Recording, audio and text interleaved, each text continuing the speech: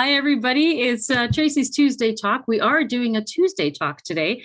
We were cutting down to just Thursdays, but this is a special edition of our check-ins. And as you can see, I have David Gray with me, who is very familiar to most of you. He is chair of our trustees. He is on executive council, and he's also part of the reopening team. And that's what we want to talk about today is reopening. There's lots of questions that are going around. So we thought we'd make it as clear as possible as to what our recommendations have been to executive council and what has been approved, so that people have a better sense. Now, this document, I'm going to bring this document up. We're going to screen share here, and the document will be sent out. The document will be sent out with the email that we're sending out today. And so you'll be able to take your time to go through it at your leisure. But David and I thought we'd just go through it very quickly, just to give some highlights of what we're going to do as of September 12th moving forward, with apparently no restrictions in terms of names or numbers. You know, any number of people could come. So I'll let David take over, and we can kind of go through this document and kind of go back and forth or whatever and see how it goes. Go for it, David. All right. Well, it's kind of a return visit, so thank you. It goes way back to probably March when this whole pandemic started, and I came on and talked about closing down the church. That's true. So here we are talking about opening the church. And first and foremost, as always, the safety of our congregation, the safety of our staff, the safety of the people that are coming into the church and helping people arrive, the greeting people, etc. Everyone wants to make sure that we have a very safe environment for people coming back to worship. And that was the catalyst to have executive council involved after the reopening committee had got together and talked about a number of recommendations that we could do. And then it went through executive council and they've approved it as well. So with that in mind, safety first, always. Masks. And while there's controversy in the world out there, we want all congregants to wear a mask. We want to keep the limit for the COVID air. We know that it's an airborne. So wearing masks is an absolute necessity. And we've said it has to happen for all congregations and worn properly. That's over your nose and mouth, etc. And we've also, as you enter and as you exit, there'll be hand sanitizer stations for you to work with. Again, safety in mind as well. We want to keep the distance once you do enter the church. We want to make sure that your physical distances are kept as well. So there's going to be greeters helping you with that. There's going to be some rows blocked off. Things will look a little different, but we'll be able to manage that as you sit down and keep your distance, as you know, really the original rules of things what we've done all the way along. Yeah. Keeping your hand sanitizers, your masks, and your physical distance. That really hasn't changed, and as the numbers have gone up lately, we want to keep going with that. We've talked a lot about, is there going to be an offertory plate going around? And no, we won't have that. It'll just be, it'll be there and available at the end of the service. If you want to put an envelope in or the beginning of the service, it'll be available for you. And as well with prayer slips, it was a good idea mentioned that there'll be a separate station that will have prayer slips available. You can do two things. Tracy's always said you can email her any prayers that you have beforehand. And then while you're physically at the church in the worship session, you can, prior to, write out your prayer slips and they will be looked at. Mm-hmm. So the hymns that we're going to have, we did a little test run as well the other week, just with a number of people in the church, just to see how the technology was doing. And during the hymns, most of them are going to be pre-recorded, but you can sing along with those. You've got your masks on, so it's keeping the airborne COVID, if there is any, within your mask. So that will be somewhat similar. You can hum along, you can sing along, because you're masked.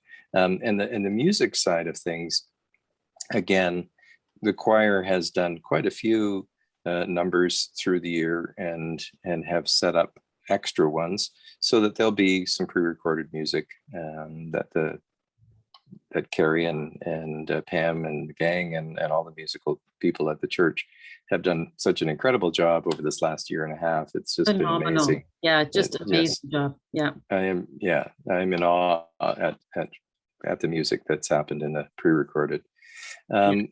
So again, I know I'm just kind of following through. You'll be able to see this on the Tuesday session afterwards right now when you see this on Tuesday to look at some of these things yourself. So I'm kind of jumping through them fairly quickly, but attendance tracking at this point in time, we won't be tracking everybody who comes and goes. You don't have to sign in and out. However, we would like to make sure that if there is someone that's feeling ill, certainly, it probably should be the first line. If you're feeling ill, don't come to the church for worship, and stay home and watch it online. And that's the best thing that you can do. But if there is someone feeling ill afterwards, they should notify the church. And then there'll be an email that's sent out saying if you were at this service, there was someone who was tested, or there was someone who was feeling ill, you may want to get tested, etc. So we will have some follow up to that, but we're relying on people to let us know if they've become ill after the service time when they came to the church. There's not going to be naturally some coffee time and fellowship within the narthex afterwards and cookies, etc. If you want to, outside of the church in the outdoors, depending on the weather, after the church service, there's always, if you keep your physical distances outside and chat with others, that's always a good thing. The nursery will be open, but it's not going to be staffed with anyone, so it is going to be available should you need it during the worship service. And Aaron's going to be letting us know a little bit further as we move forward through September about Sunday school and what programs are going to be available and whether they're going to be outside or those kinds of things. And we'll keep you up to date on those, on some of the other sessions that Tracy does as she goes through the week. So I think, have I been covering what we wanted to go over? I think so. Yeah. I think it's pretty much, I think you've covered pretty much everything, but I mean, like we say, stay home if you're not feeling well, sanitize as you come in, as you leave, always wear your mask. If you don't have a mask, we have disposable masks at the church that you can grab one if you happen to forget one, but you will be required to wear a mask. So we have said that we're unfortunately going to have to turn people away if they're not willing to wear a mask. So that's why we're saying ahead of time, wear a mask. So if that's not comfortable for you, then just join us online. That's probably your better option. And then in terms of the distancing and seating, as David said, we're gonna have some space and some distance. We'll have some sheets of paper available for people if they want extra space beside them. If you don't want a family sitting right next to you or somebody sitting right next to you, you can put this sheet of paper that, what does it say? Hang on, I know what it says. It's up here somewhere. It says social distancing signs. And so there'll be some sheets there that if you want one on each side of you so that people know that you're more comfortable having some distance, then you can put those down as well. So I'm going to stop sharing so that we can be bigger, you and I. But basically, the idea is that we just want to make sure that everybody's safe, as David said, and we want to make sure that we're kind to one another. Everybody's comfort level is different.